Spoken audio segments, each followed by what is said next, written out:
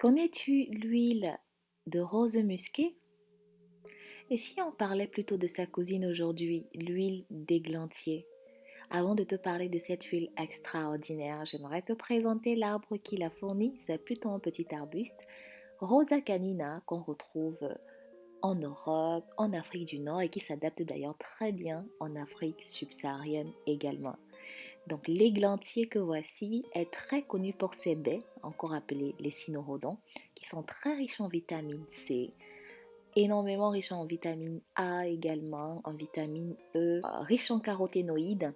Donc c'est vraiment des baies qui sont recommandées en général pour des personnes qui sont carencées en vitamine C. Donc c'est des baies qui sont très utilisées en phytothérapie.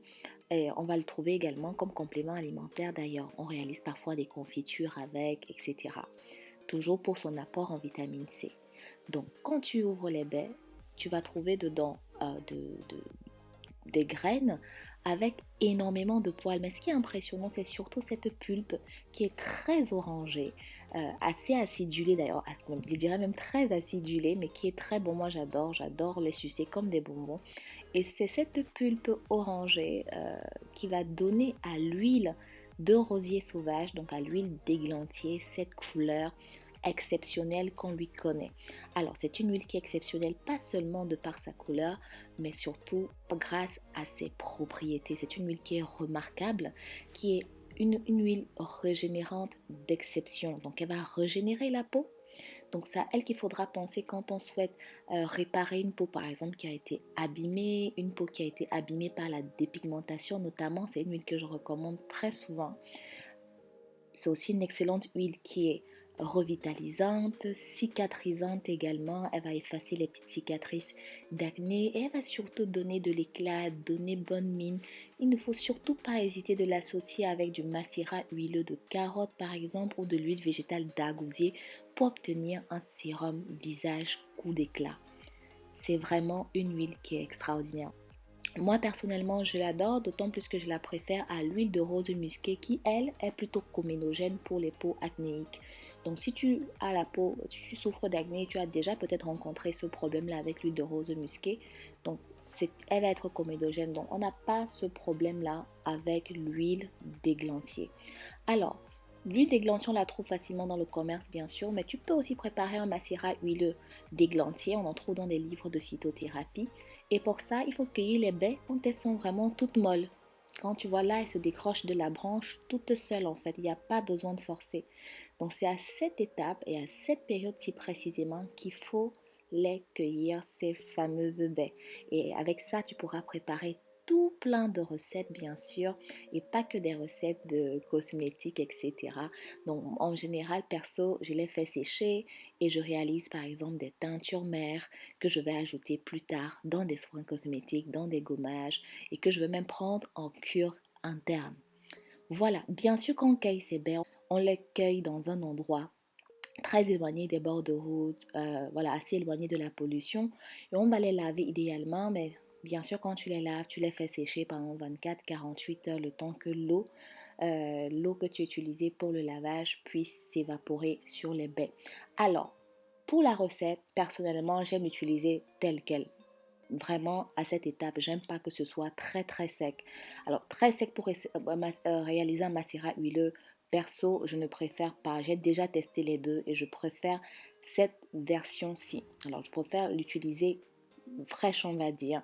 Elle ne contient pas énormément d'eau, donc pour un macérat huileux, elle s'adapte sans problème. Alors, tu peux réaliser deux types de macération avec les baies de cynorrhodon. Tu peux réaliser dans un premier temps une macération à chaud. Et pour ça, il suffit simplement de concasser grossièrement les baies dans un bol en bois par exemple et ensuite de les mettre dans un bocal désinfecté. Ensuite, on va rajouter une huile assez stable dessus, donc tu peux utiliser de l'huile de pépin de raisin. Ça peut être même de l'huile de tournesol vierge ou toute huile vierge qui va avoir des propriétés assez intéressantes. Donc, on met le tout au bain-marie. En remuant de temps en temps, on va laisser au bain-marie pendant au moins 3 heures.